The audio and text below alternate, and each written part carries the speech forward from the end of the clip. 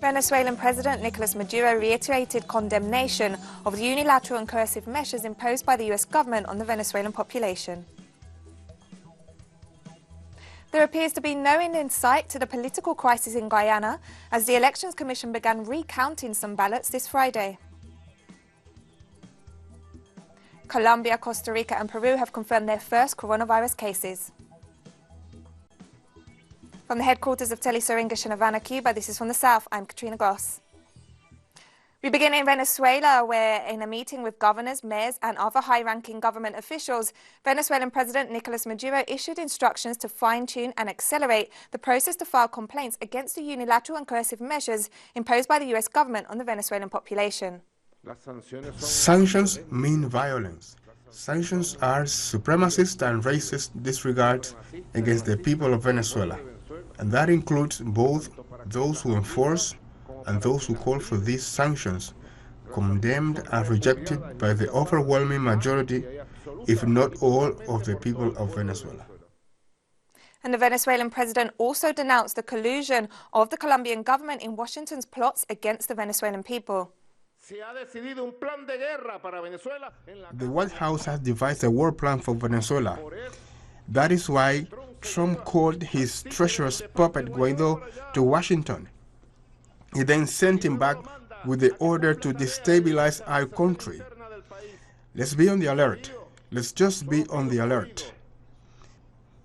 That is why Trump also summoned his other puppet, the subordinate president of Colombia. And the only issue on their agenda was Venezuela. No, they did not speak about drug trafficking or how Colombian cocaine exports to the United States are skyrocketing. So Trump asked the subordinate president, Ivan Duque, how's your plan to deliver Venezuela going?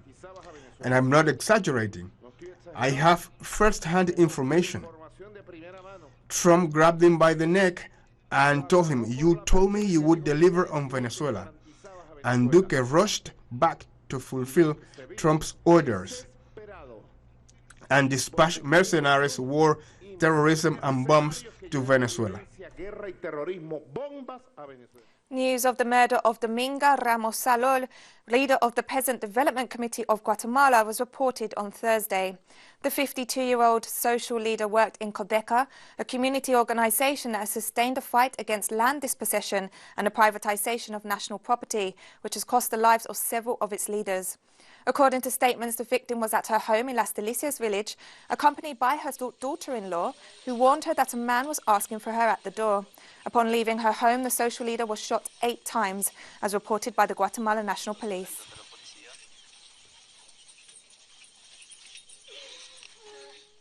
High school and college students in Chile have shut down most of Santiago's metro stations, staging protests against the government. Students organized over social media to hold the so-called mochilazo on Friday to demand the resignation of President Sebastián Piñera. This comes after months of anti-government protests that have been met with brutal police repression. The massive protest broke out last October in these very metro stations, initially against the hike in metro fares. Since then, citizen unrest has grown to demand the removal of the president and the drafting of a new constitution.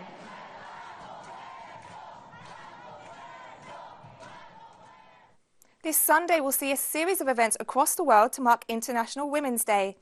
In Chile, which has seen widespread protests across the country for several months, activists are preparing to mobilize under the slogan, "Never Again Without Us Women," to voice the call for gender equality and women's rights, stressing they are as important as the demands for social and economic reforms. Likewise, activists and feminist groups have called for global action given the widespread cases of femicides, and mobilizations are expected in Argentina, Colombia, Venezuela, Uruguay, Mexico, Colombia and Spain.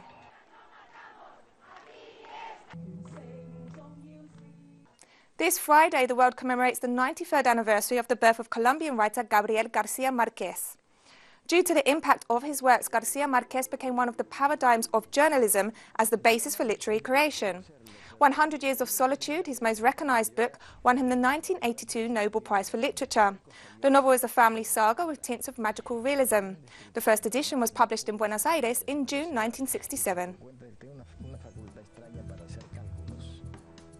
And we have more stories coming up after this break, including the latest on the situation in Guyana. Don't go away.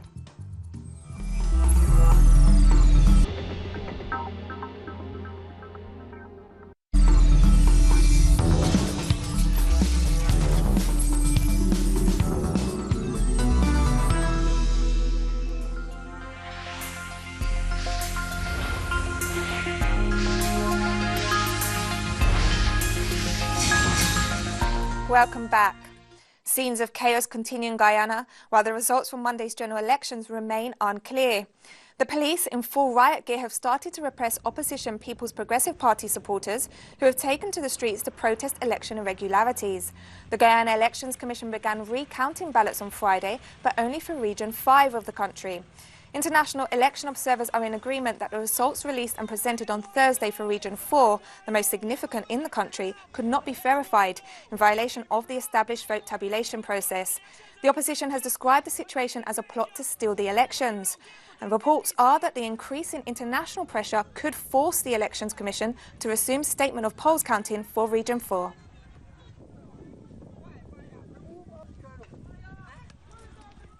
And this March 6, Guyana's ruling Partnership for National Unity and Alliance for Change coalition issued a press release denouncing alleged improper conduct by the opposition People's Progressive Party. The text condemns the PPP's alleged attempt to hijack the 2020 national regional elections and claims the party disseminated fake news and propaganda to mislead the public opinion and create tension and disunity amongst the people of Guyana. In a statement, the coalition goes as far as to mention alleged PPP contacts with Russian agents in Guyana. Finally, the coalition urged its supporters to remain calm, vigilant and united as the party consolidates its victory and forms the next government of the Cooperative Republic of Guyana. All this despite the continued uncertainty over the results and the chaotic events at the Elections Commission.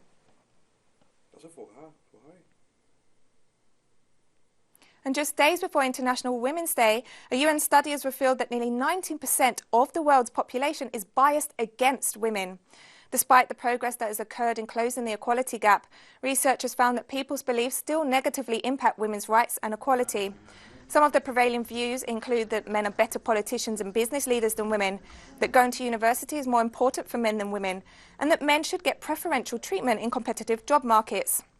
The percentage of those holding at least one sexist view was largest in Pakistan, followed by Qatar and Nigeria, while Andorra, Sweden and the Netherlands showed the lowest records of sexist beliefs. One of the report's most concerning findings was that 28% of people believe it's okay for a man to beat his wife. I think that the Me Too movement that has been around for some time now has the potential to help boost women's political representation, given the fact that one of the inhibiting factors for women's political participation is sexism, sexual harassment, gender-based violence, and the Me Too movement has brought these issues to the fore. It is important then that we seize this potential, this momentum, to continue to work, to push back on pushback, that is, to increase the pace of women's political representation. Otherwise, it will take us more than a century, if I'm not mistaken, to achieve gender equality. Spain's former king, Juan Carlos I, is being investigated by Swiss public prosecutors for a multi-million-dollar donation into his Swiss account. The prosecutors are investigating a $100 million bank account held by Spain's Juan Carlos in Geneva, according to a Swiss newspaper. On Friday, Spanish political party Podemos demanded a proper Spanish investigation into the former king's allegedly corrupt activities. The former king abdicated in 2014 to allow his son Felipe to take over, and since then has no immunity against criminal charges. Podemos congressman Pablo Echenique wrote on his Twitter account that the party would work to form a parliamentary inquiry commission into the matter.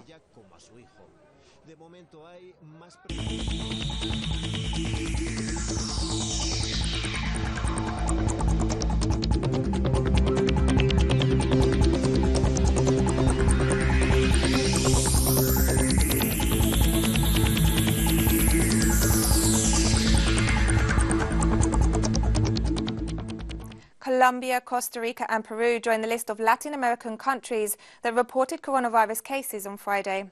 The Colombian National Institute of Health reported that the first case in the country is a 19-year-old woman who arrived in Bogotá from Milan, Italy. Meanwhile, the Costa Rican government announced that the first patient to test positive in the country was a 49-year-old American woman who had arrived as a tourist. This morning, the president of Peru, Martin Vizcarra, also announced the country's first case of COVID-19. In a press conference, the head of state informed that the patient is a 25-year-old man who recently traveled to Spain, France, and the Czech Republic. The head of the World Health Organization said on Friday that the world was on the verge of reaching 100,000 confirmed cases of coronavirus and urged all countries to make containment their highest priority. The global death toll has now surpassed 3,200, while 83 countries have reported cases. Meanwhile, the Vatican confirmed its first case of the novel coronavirus on Friday and closed some of its offices as a precaution, while Pope Francis continues to recover from a cold. Hungary has confirmed 4 cases of COVID-19 so far, while Togo, Australia, Cameroon and Serbia reported their first COVID-19 cases on Friday.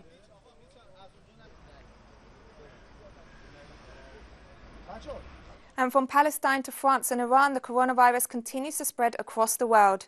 Palestinian President Mahmoud Abbas declared a 30-day state of emergency on Thursday after coronavirus cases were reported in the West Bank city of Bethlehem. The decision was announced by the Palestinian Prime Minister hours after officials closed Bethlehem's Church of the Nativity and banned foreign tourists from West Bank hotels. Meanwhile, in France, Prime Minister Edouard Philippe announced the closure of nurseries and schools for 15 days in the 2 departments most affected by the coronavirus. In Italy, the total number of infected patients is now 4,636, while there have been 197 deaths. Iranian authorities confirmed the virus has killed 124 people, while there are 4,747 confirmed cases. Officials have acknowledged the virus is now present in all of Iran's 31 provinces.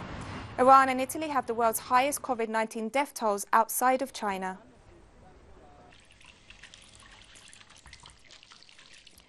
FIFA and the Asian Football Confederation have announced they're postponing the second round of the 2022 World Cup and 2023 Asian Cup joint qualifiers campaign due to the worldwide impact of the COVID-19 outbreak. According to a FIFA statement released on Thursday, for both football associations, the well-being and health of all individuals involved in football matches remains the highest priority. The Women's Olympic playoff between China and South Korea, both hard hit by the virus, is also up for discussion, as well as the AFC Futsal Championship in Turkmenistan.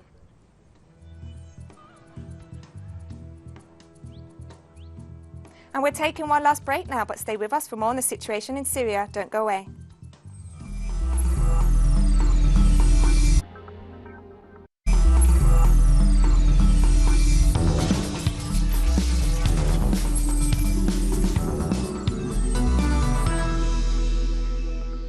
Welcome back. Speaking to a Russian news channel, Syrian President Bashar al-Assad made reference to the military situation in Idlib. Militarily, the priority now is Idlib. This is why we see Erdogan using all his force and no doubt under American directives. This is because by liberating Idlib, we will be able to move towards liberating the eastern regions. As I've said on several occasions, for them, Idlib militarily is an advanced post. They have used all their power to obstruct the liberation of Idlib so that we do not move eastward. However, despite not yet advancing towards the eastern region, we are still in direct communication with the population there. There's a great deal of anger and resentment on their part against the American occupation and against the groups acting on behalf of the Americans. Brief clashes erupted on the Turkish-Greek border on Friday as migrants attempted to push through into Greece. Greek police fired tear gas at those trying to break through a border fence. Calm was quickly restored with hundreds of migrants sitting and chanting peace, freedom and calling for authorities to open the gates. Makeshift camps of thousands of asylum seekers have sprung up around the border since Turkish President Recep Tayyip Erdogan announced last week that they would no longer be stopped from trying to leave the country. Meanwhile, the Greek authorities continue to claim that the situation represents a serious threat to the country's national security. And a number of migrants from Turkey have arrived to the Greek island of Lesbos. The humanitarian crisis unfolding there has been met with indifference from the European Union. The new surge in the number of migrants who have arrived to Lesbos by boat from Turkey has spiked already high tensions on an island that has been on the front lines of the migration crisis for years. More than 1,700 migrants have landed in Lesbos and another 4 Greek islands over the past week, adding to the 38,000 that are already crammed into overstretched migrant camps. Greece has suspended asylum processing procedures in a bid to halt the new arrivals. They told us that if you don't go to borders, you have to come back, and you be forced to come back to Turkey, and people don't like to come back because they don't have any good situation. There isn't anything. To us, we are in need of better life, better situation just for having freedom. We are just in need of peace. And the situation here is awful. It's really awful. We are in need of water, food, oxygen, really. The US-based online news publication The Intercept on Thursday revealed the attempts of an anti-Iran pressure group with close ties to the Trump administration to persuade major pharmaceutical companies to end their business with Iran. Despite a massive coronavirus-related public health crisis in Iran, the United Against Nuclear Iran pressure group continues with its campaign targeting medical trade with Iran despite the Trump administration's special financial channels and licenses issued by the Treasury Department for humanitarian goods and medicine to reach the sanctioned country. The legal channels for humanitarian trade to Iran are widely reported to be failing to provide a sufficient flow of medicine and other goods. People have reached out to the Iranian people to offer assistance. Unfortunately, post-electoral uncertainty continues in Guinea-Bissau as the military has been deployed across the capital of Bissau. Tensions have been rising in the West African nation since December following a disputed presidential runoff election. Results had shown that opposition leader Umaru Sissoko Embalo won a majority of votes, but the ruling party candidate Domingo Simoes Pereira denounced the result as fraudulent and pushed for a recount, taking the case to the Supreme Court. However, the court has not been able to settle the dispute, and meanwhile, Sissoko Embalo conducted his own presidential swearing-in ceremony and moved himself into the presidential palace, further fueling the tensions. We can no longer tolerate these delays because of political problems. It's always the people who pay the consequences. They don't make the slightest sacrifice for our well-being. They just tire us out, and we get nothing out of it. From my point of view, there will never be peace in waging war. I had hoped that this was behind us. The single-party period in the 1980s, it must remain behind us. The United States has extended sanctions against Zimbabwe by 1 year, saying that the new government's policies continue to pose an unusual and extraordinary threat to US foreign policy. US President Donald Trump wrote to Congress saying the restrictions will not be removed until Zimbabwe's government implements political reforms. He accused the government of persecuting its critics and economic mismanagement over the past year. Meanwhile, a group of 16 African countries called on the US and EU to immediately lift the sanctions imposed on Zimbabwe and give the country an opportunity to recover from its economic crisis. The Zimbabwean government recalled its commitment to the development of the country and the socio-economic welfare of its people. There's no gun that is able to stop you. The Reteti Elephant Sanctuary in Samburu, northern Kenya, is among the few sanctuaries that employ women as elephant caregivers. The sanctuary is Africa's first community-owned and run elephant sanctuary and rescues and rehabilitates orphaned and abandoned elephant calves in order for their return to the wild. The sanctuary currently has 16 elephants under its care, which will be released into the wild once they are 3 years old. The young animals are treated and cared for by the dedicated keeper team recruited from the local community. A mobile elephant rescue unit with specially trained staff returns lost calves directly to their families whenever it can, and also works with surrounding communities to raise awareness and mitigate conflicts between humans and wildlife. Reteti is the first sanctuary being owned and run in East Africa by the community, and Reteti also is the first sanctuary employ women as elephant keepers, and our community empower women, and that's why we are working with these baby elephants. And we've come to the end of this news brief. You can find these and many other stories on our website at telesurenglish.net. And join us on social media, Facebook, Twitter and Instagram.